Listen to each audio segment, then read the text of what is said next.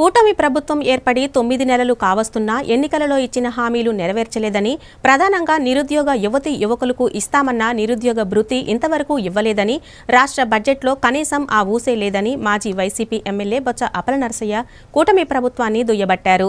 విజయనగరం జిల్లా గజపతి నగరం వైఎస్ఆర్ కాంగ్రెస్ పార్టీ కార్యాలయంలో మాజీ ఎమ్మెల్యే బొత్స అప్పలనరసయ్య మీడియా సమావేశం నిర్వహించారు.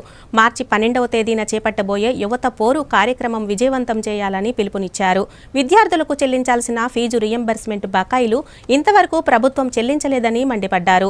విద్యార్థులు, వారి తల్లిదండ్రులు పాల్గొని తమ సమస్యలపై గలం విప్పాలని కోరారు. సమావేశంలో జెడ్పీటీసీ గార తవుడు, మండల పార్టీ అధ్యక్షులు బూడి వెంకట్రావు తదితరులు పాల్గొన్నారు.